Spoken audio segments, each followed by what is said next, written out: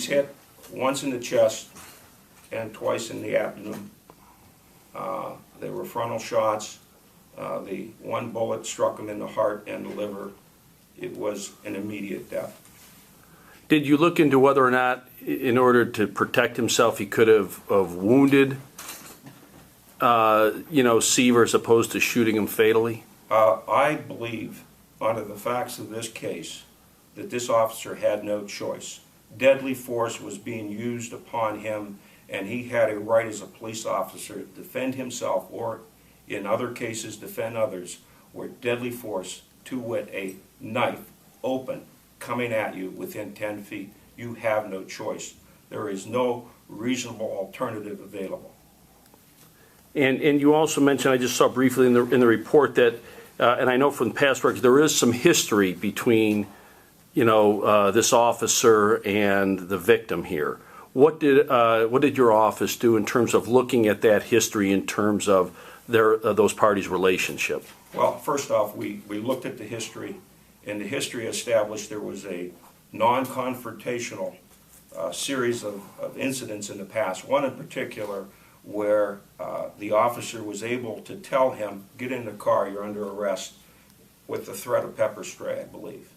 And therefore, this officer knew Ryan White, and from his past dealings with him, he knew or believed that he could peacefully take him in. But the officer described that Ryan White that he saw that early morning was not the same person. Right. I'm sorry. That the Ryan Seaver that he saw that morning was not the same person that he knew. That he had a distinct purpose. And this goes with the state of mind, the previous history of drug abuse and alcohol abuse at the time, and the incidents of domestic violence with a clear characterological history of instability. That this young man, for whatever reason, made a conscious effort for no known reason to go at the police officer with a knife. It's contrary to his past practice or past history with this police officer, and one can only go and look at all the characteristics, all the facts and circumstances, what he's mumbling to himself, the violence and how his mother described him out of control within a half an hour before this incident, and then saying to the police officer, shoot me, and the knife is at his side going at this police officer. This police officer had no choice. In fact, the police officer described in his statement how he was an out-of-person incident with him. And then he describes what many police officers feel after one of these kind of tragedies: anger. Why did you do this?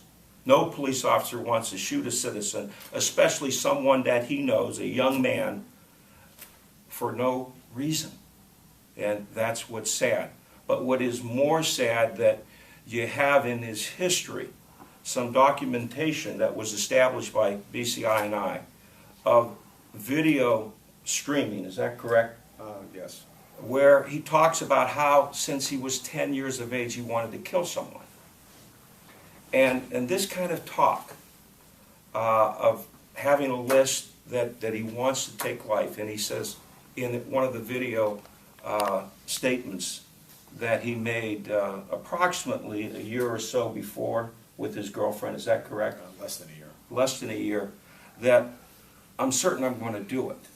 And so this kind of bizarre conversation that he's recording, and the ideation of killing someone, and then talking about, at times, about he could kill the police if they would arrest him for a probation violation, or it talks in terms of suicidal thoughts.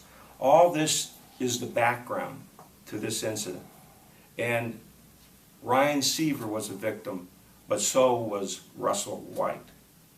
He was a victim that early morning. When you reconstruct a police shooting, you look at everything.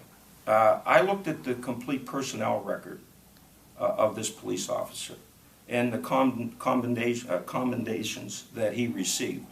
the compliments that he had gotten over the years. I've looked at whether or not there's any discipline. I look at all the witnesses at the time. We take all the physical evidence, the forensic evidence, and then you talk to the people that know the victim, in this case Ryan Seaver, the best. You talk to his mother, you talk to his girlfriend, you talk to his father, you talk to other witnesses. You get consent to look at his computer, and that was done. And so you're analyzing not only the autopsy record, the physical scene itself, his clothing, you're looking at his personality, you're looking at what people say about him at the time of the offense, and the history prior to the offense.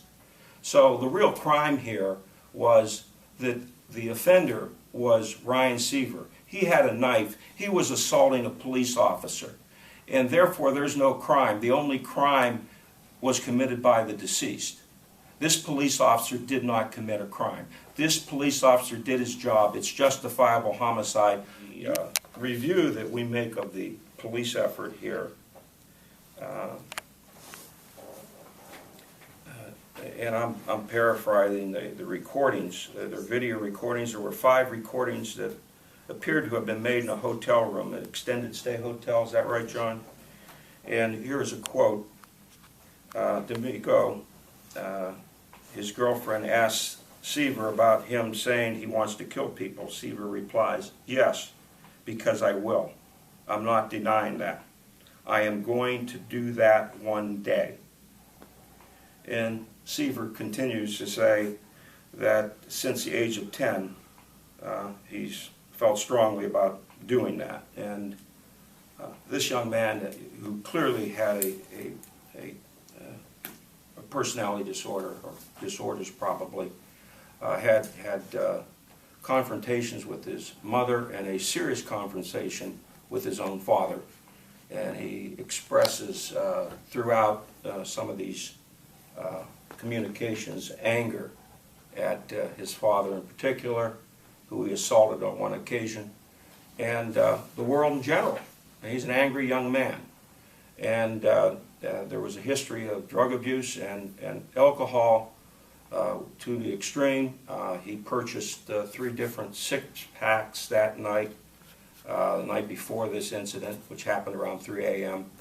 He was highly intoxicated, and according to all family members, he becomes very agitated and violent when under the influence of alcohol. And the victim to his domestic violence was his girlfriend, Mandy, and she had visible marks on her neck from being choked. And he was out of control, and at home even went and had a knife. And so when that officer came and made a report or responded to 911, there were 3 officers about 3:15 that morning responded. It was on 911, it was in the conversations that he had a knife. He had a knife at the time that he was assaultive. He was poking the knife at his girlfriend, and according to family members, he had a folding knife, a big folding knife, approximately 7 inches long. That knife was found alongside him within a short distance of his hand when he was found on the ground by officers, including this officer from BCI&I, and that knife was 7 inches long. It was open, and it's uncontradicted. There's no reason to disbelieve the officer's presentation of what happened. It is totally consistent. It is a tragedy. It is self-defense.